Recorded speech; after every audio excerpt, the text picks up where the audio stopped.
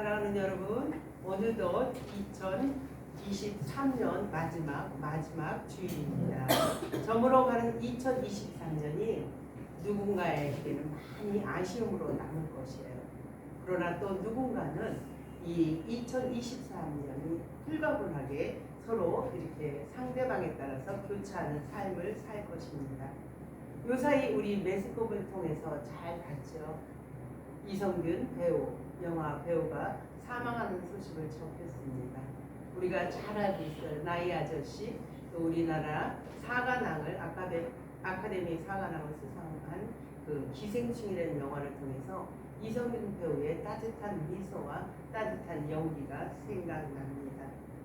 우리가 2023년도에 삶을 마감하는 시점에 이 배우가 사망했기 때문에 우리는 더 안타깝고 쓸쓸함을 느낄 것입니다. 한 국회의원이 이성균 씨의 사망을 듣고 이런 글을 기고했습니다. 사회 규범과 맞지 않는 사생활을 권장할 수는 없다. 그러나 그 사람이 행한 일에 대해서 가족들에게 미안하고 그 개인적인 사적으로 그 사람이 감당해야 될 몫이지, 이렇게 우리가 마녀 사냥을 해서 그 사람에게 몰아치게 하는 것은 문제가 된다고 이렇게 강조했습니다. 요 몇 년 사이 우리 사회는 숨막히는 사회가 되었다. 개인의 욕망을 한없이 제약시하면서 우리를 깨끗한 묵은실로 옮기려 한다. 그 묵은실의 궤도에서 우리가 조금이라도 벗어나면 지구 끝까지 쫓아가서 사람들은 무참하게 망신을 주고 형벌을 가한다 합니다. 그 본인이 사과를 하거나 무죄로 판결이 났음에도 불구하고 그것을 믿지 않고 계속 비판을 가한다는 글을 봤습니다. 우리는 지금 민주주의에 살고 있지만 민주주의가 아닌 사회에 산다는 자유가 없는 민주주의라는 것입니다. 사랑하는 여러분, 2023년을 마무리합니다. 우리 모두에게는 참 수고하셨습니다. 참으로 애썼습니다. 이 위로의 따뜻한 말 한마디가 우리 모두에게 필요한 시점인 것 같습니다. 우리 지난주는 우리 예수님이 이 땅에 오신 지 2000년이 훨씬 넘은 예수님 탄생일 25일이었습니다. 우리가 예수 믿는 자로 이 공간, 특별한 시간에 이 자리에 여러분들은 앉아 있습니다. 하나님 앞에 잠시 머물러 있는 이 순간, 하나님의 거룩한 임재, 하나님의 숨결로 여러분들이 힘을 얻는 시간이 됐으면 소망합니다. 우리 인간은 살아가면서 규칙에 의해서 달력이 있어요. 365일, 한 달, 두 달, 12월까지 마디가 이렇게 있습니다. 그러나 하나님의 시간은 우리와 다르기 때문에 이런 시간이 없습니다. 하나님의 시간이라 하나님의 의에 결정된 특별한 시기가 하나님의 시간이라는 말씀입니다. 그럼 우리 인간에게 이렇게 왜 달마다 시간을 주었을까요? 이 아쉬움과 또 앞으로 살아갈 계획을 생각하면서 우리가 살았던 길 발걸음을 잠시 멈추고 우리의 방향과 우리의 속도를 한번 재고해보라는 점검해보라는 뜻이 아닌가 생각합니다. 오늘 말씀을 통해서 하나님이 우리에게 2023년 여러분 수고했습니다, 잘 살았습니다 하는 위로로 말씀을 주십니다. 첫 번째는 하나님은 우리를 기다린 가운데 함께 하신다 말씀하십니다. 25절에서 27절 제가 읽어보겠습니다. 예루살렘에 시몬이라는 사람이 있으니 이 사람은 의롭고 경건하여 이스라엘의 위로를 기다리는 자라. 성령이 그 위에 계시더라. 그가 주의 그리스도를 보기 전에는 죽지 아니하리라 하는 성령의 지시를 받았더니 성령의 감동으로 성전에 들어가매 마침 부모가 율법의 갈례대로 행하고자 하여 그 아기 예수를 데리고 오는지라. 오늘 말씀 속에서 25절에서 27절까지 성령이 그 위에 계시 계시더라. 성령의 지시를 받았더니 성령의 감동으로 이렇게 성령이라는 말씀이 확인되는 것을 볼 수 있습니다. 오늘 본문 말씀은 우리 아기 예수님이 그때 당시에는 출생에 피를 보기 때문에 부정하다고 생각했어요. 그래서 정결 예식을 치러야 되는데 8일 만에 할례를 치르는 것입니다. 그리고 그것을 하나님 앞에 속죄 제물로 형편에 따라서 비둘기를 바치면서 이 아이는 거룩한 자라고 하나님 앞에 바치는 예식이 정결 예식입니다. 우리 예수님도 8일 만에 부모가 예루살렘 성전을 향해 들어오는 것입니다.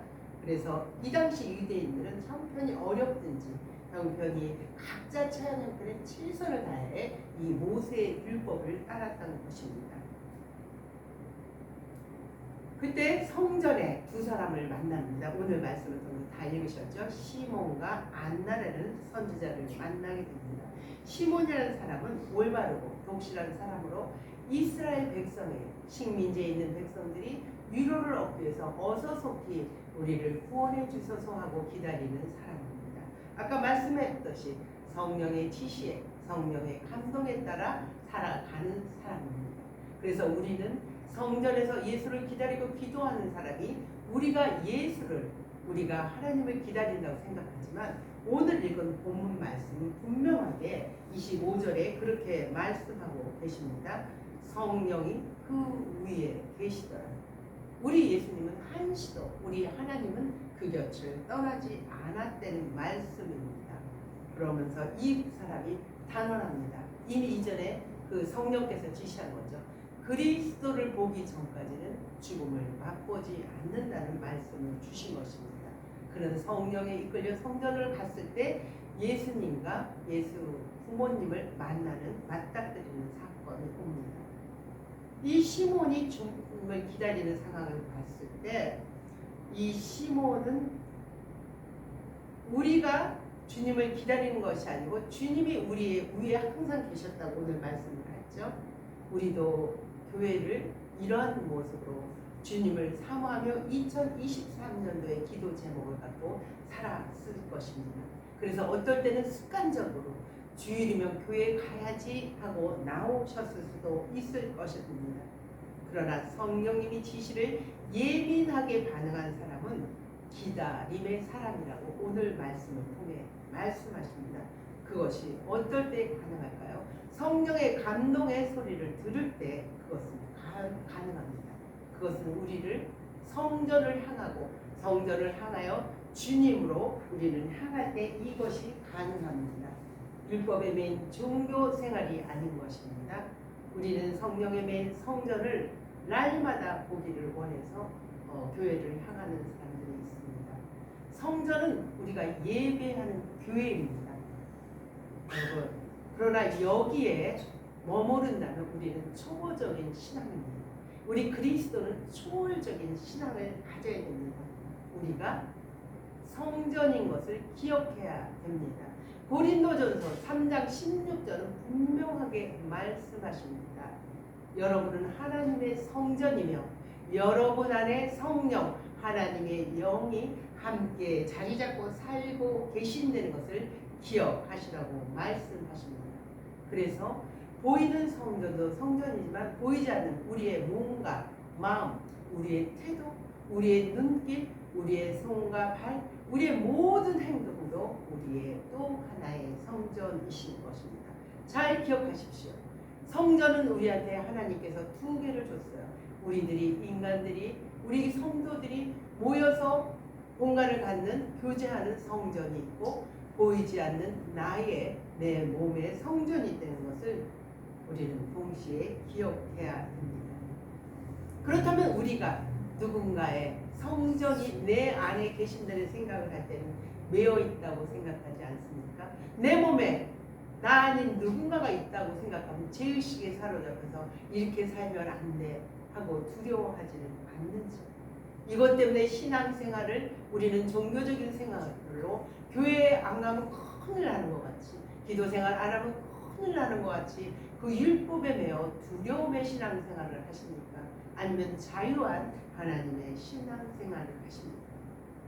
우리의 시간과 우리의 건강, 우리의 물질, 우리의 모든 것을 하나님 앞에 메어서 드리고 살고 있는 것은 쉽지 않는 결단입니다.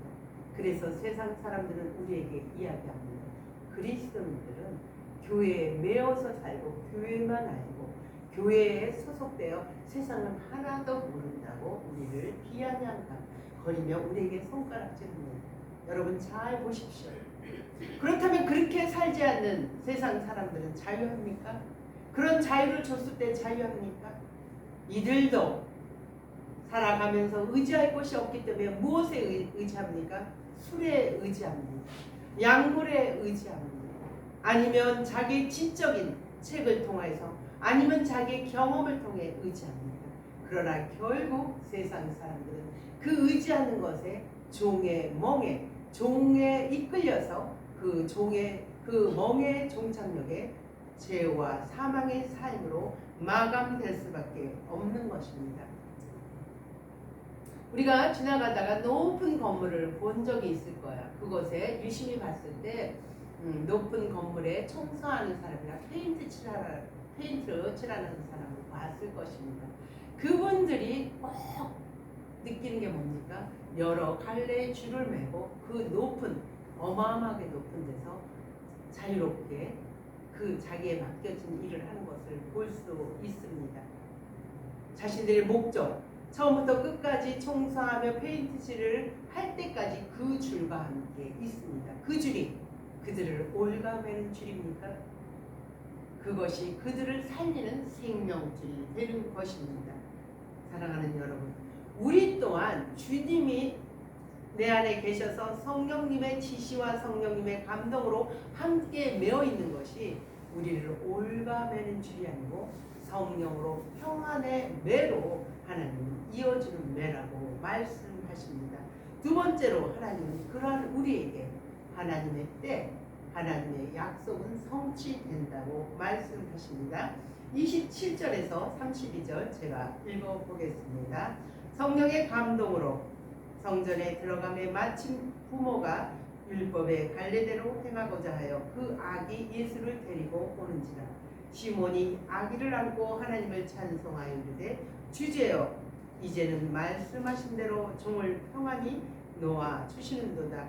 내 눈이 주의 구원을 보았사오니 이는 만민 앞에 예비하신 것이요 이방을 비치는 빛이요 주의 백성 이스라엘의 영광입니다.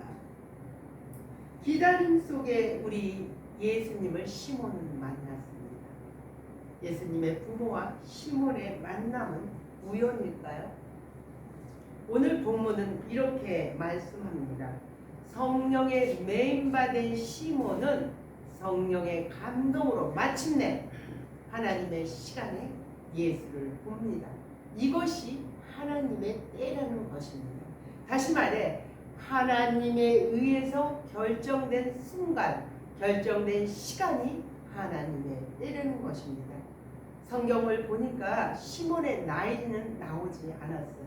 그러나 시몬의 고백을 통해서 우리는 알 수 있습니다. 내가 그리스도를 만나기 전까지는 죽지 아니하리라 고백은 이미 나이가 들었다는 고백입니다.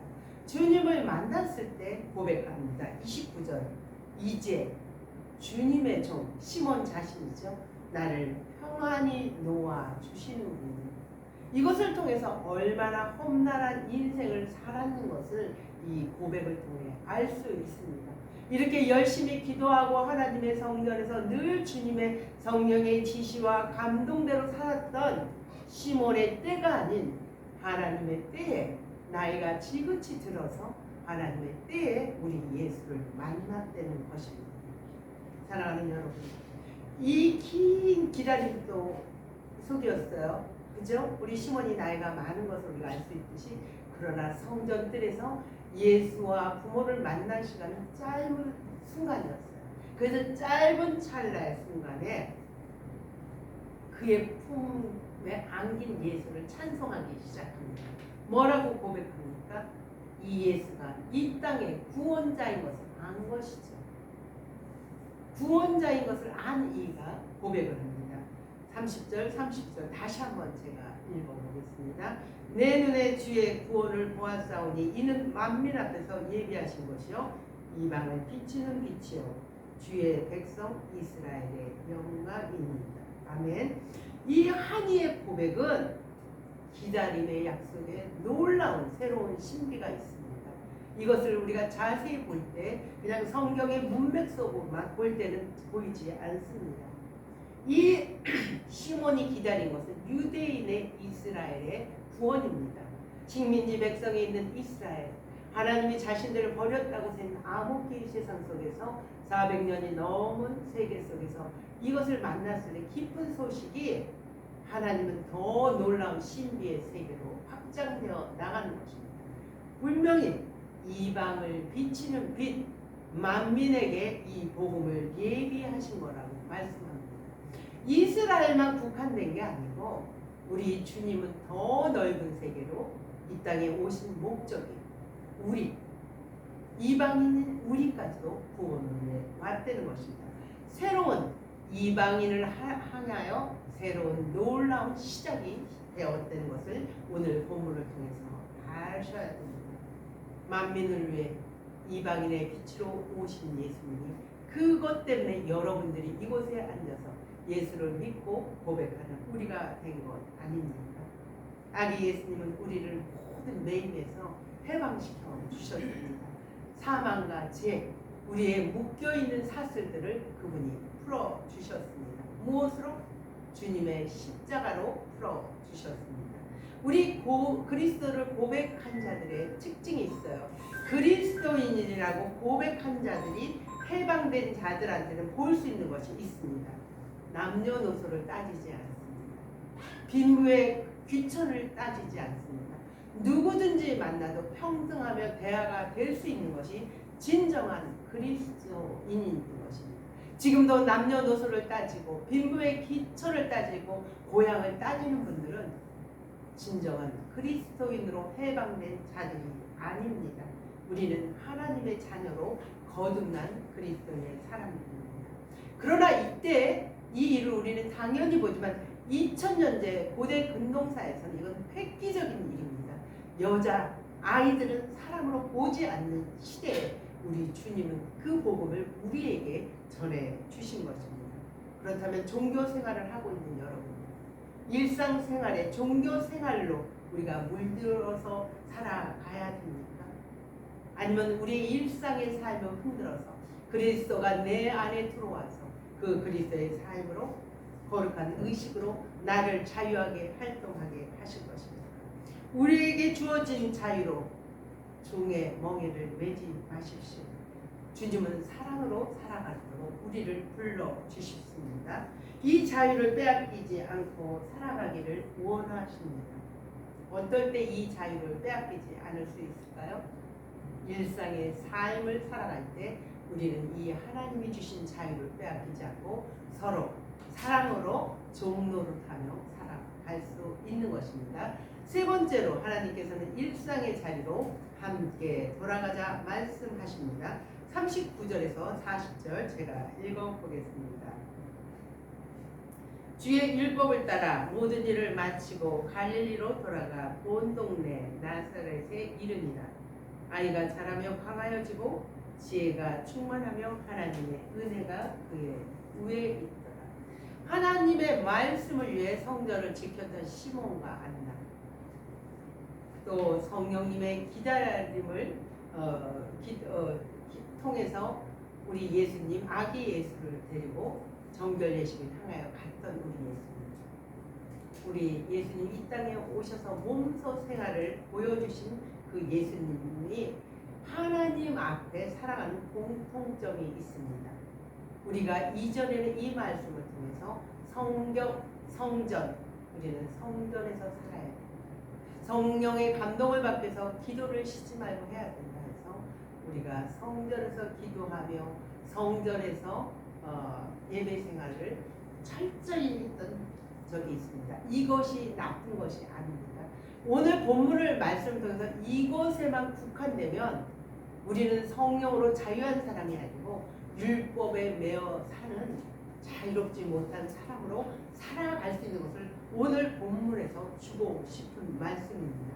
오늘 본문 마지막 39절, 49절의 마지막 장면은 어떻게 되냐면 주의 율법대로 규례를 마치고, 다시 말해 우리가 예수 안에 교회에서 예배를 마치고 교회에서만 사는 것이 아니고 교회 안에서만 그리스도의 생활을 사는 것이 아니고 어떻게 다시 예수님의 부모도 정결 예식을 다 마치고 율례대로 어디로 가냐? 자기의 고향 갈릴리 나사렛으로 돌아가는 것입니다. 돌아가서 아기 예수가 자라나는 것입니다. 일상의 생활을 하는 것이죠. 아기 예수가 강하여집니다. 아기 예수가 지혜가 충만해진다고 오늘 말씀은 말씀하고 있습니다. 우리의 일상의 삶의 현장에 하나님은 함께 계신다는 말씀입니다. 시몬 위에 그 위에 성령이 계셨다고 하듯이 오늘 말씀 마지막 절에도 뭐라고 합니까? 하나님의 은혜가 그 위에 있더라 말씀입니다. 우리의 일상의 가운데 활동하는 가운데 우리 성령님은 늘 우리와 함께 하신다는 위로의 말씀입니다. 우리 각자마다 삶이 다양합니다. 학생도 직장인도 사업하는 사람도 사역자도 있습니다. 그러나 내가 지금 가장 많은 시간과 내가 가장 많은 생각과 가장 많은 에너지와 물질을 주고 있는 그곳, 바로 그곳이 나의 일상의 자리입니다. 그 일상으로 여러분들 오늘 주시는 은혜를 갖고 돌아가야 되는 것입니다. 그 일상의 자리가 자라나고 있습니까? 아니면 멈추어 있습니까? 그 일상이 내가 하나님이 주시는 은혜와 에너지로 강해지고 있습니까? 인간의 생각으로 내가 약해지고 있습니까? 지혜가 가득합니까? 아니면 우리는 세상 사람의 지혜대로 세상의 지혜, 하나님의 지혜가 아닌 세상의 지혜로 살아가십니다. 로마서 5장 6절은 분명하게 말씀하십니다. 우리는 아들의 명분을 얻기 위해서 이방인이 빛으로 오신 예수님입니다. 아들의 영. 다시 말해 하나님을 아빠, 아버지라 부를 수 있는 우리에게 특권, 자녀를 주었다는 것입니다. 그러나 우리가 일상 사는 가운데 하나님을 아빠, 아버지로 모시고 살지만 우리는 그 하나님이 보이지 않아서, 위에 계신 하나님이 보이지 않아서 얼마나 두렵고 힘들고 지칠 때가 많습니까? 내가 생각하는 것보다 안 돼서 세상을 원망하고 예수를 믿지만 겉으로는 고백하지만 내 안에서는 두려움으로 염려로 늘 갈라지며 살고 있지는 않으신가요?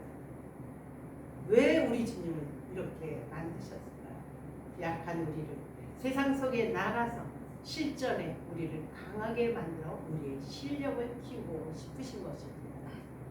축구 선수가 그 유명한 손흥민, 그 선수가 실력이 있다고 해서 연습 안 하면 실력이 쌓아집니다.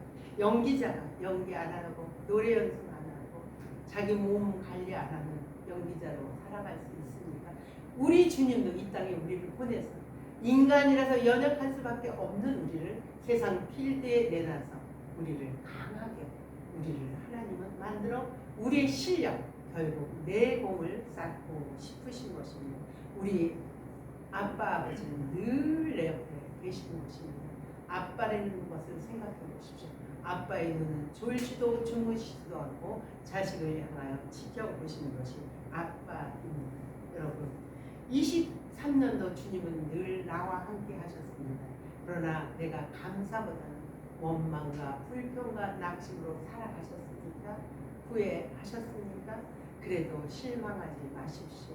그 23년 준 올해를 주님 앞에 다 내보내고 후련한 마음으로 내보내고 얼마 아니면 다가올 새해를 우리가 주님이 주신 에너지로 살아가십시오. 왜? 어떤 상황에도 아빠, 아버지가 우리와 함께 계시기 때문입니다. 그분은 약속을 변치 않으십니다. 우리는 잊었을지라도, 우리는 그분을 잊었을지라도 그분은 절대 우리의 약속을 잊지 않으십니다.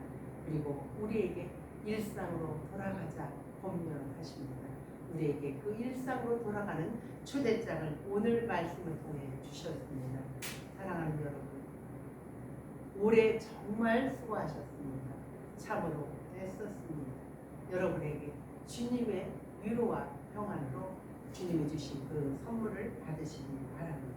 다가오는 새해도 우리의 소소한 일상 가운데 주님과 동행하며 행복한 삶을 나누며 주변에게 누리는 여러분들이 되기를 소망합니다. 기도하겠습니다.